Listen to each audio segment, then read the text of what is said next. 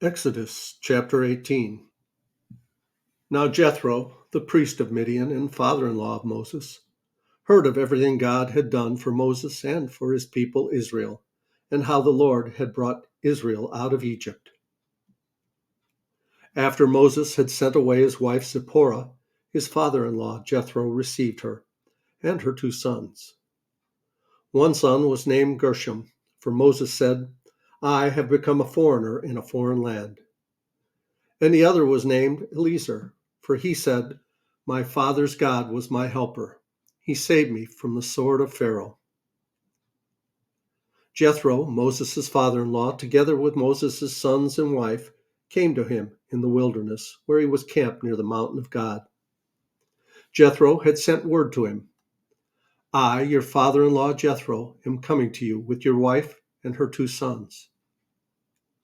So Moses went out to meet his father-in-law and bowed down and kissed him. They greeted each other and then went into the tent. Moses told his father-in-law about everything the Lord had done to Pharaoh and the Egyptians for Israel's sake, and about all the hardships they had met along the way and how the Lord had saved them.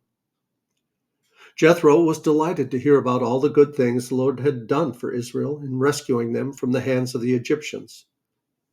He said, "Praise be to the Lord, who rescued you from the hands of the Egyptians and of Pharaoh, and who rescued the people from the hand of the Egyptians.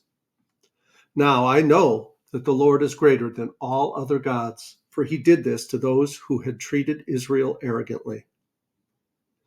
Then Jethro, Moses' father-in-law, brought a burnt offering and other sacrifices to God. And Aaron came with all the elders of Israel to eat a meal with Moses' father-in-law in the presence of God.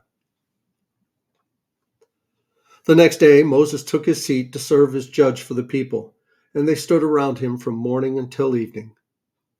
When his father-in-law saw all that Moses was doing for the people, he said, "What is this that you are doing for the people?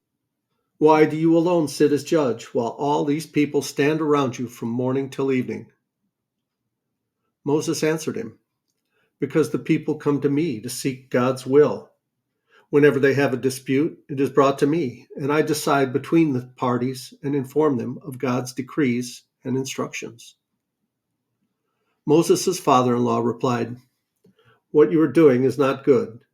You and these people who've come to you will only wear yourselves out. The work is too heavy for you. You cannot handle it alone. Listen now to me, and I will give you some advice, and may God be with you. You must be the people's representative before God and bring their disputes to him. Teach them his decrees and instructions, and show them the way they are to live and how they are to behave. But select capable men from all the people, men who fear God, trustworthy men who hate dishonest gain, and appoint them as officials over thousands, hundreds, fifties, and tens. Have them serve as judges for the people at all times, but have them bring every difficult case to you.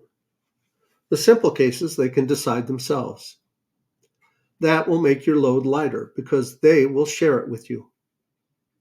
If you do this, and God so commands, you will be able to stand the strain, and all these people will go home satisfied." Moses listened to his father-in-law and did everything he said. He chose capable men from all Israel and made them leaders of the people, officials over thousands, hundreds, fifties, and tens. They served as judges for the people at all times. The difficult cases they brought to Moses, but the simple ones they decided themselves. Then Moses sent his father-in-law on his way, and Jethro returned to his own country.